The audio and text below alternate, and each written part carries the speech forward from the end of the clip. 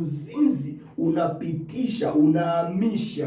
unahamisha struggle zako kwenda kwa mtu mwingine, unahamisha mafanikio yako kwenda kwa mtu mwingine. Kwa hiyo tendo la uzinzi unapofanya uzinzi au uasherati, sio tu kwamba ni jambo la kimwili, pia ni jambo la kiroho. Kuna vitu unahamisha rohoni, kuna muunganiko unatokea, na ndio maana unakuta kama hujatubia na umeolewa au unaomewa, kuna namna amani unakuwa hauna kwenye ndoa, kwa sababu nilikuambia kule kwamba amesema amani itatoka wapi?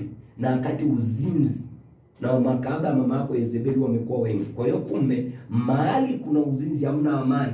Methali Ayubu 22:21 anasema mjue sana Mungu ili uwe na amani, ndivyo mema yatakapokujia. Kwa hiyo amani ni mlango wa mema kutujia.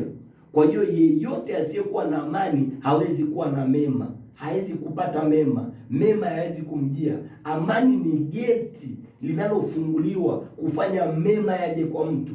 Kwa hiyo uzinzi ukiingia, unalifunga geti la amani, unakuwa hauna amani. Hakuna mzinzi duniani mwenye amani, hayupo.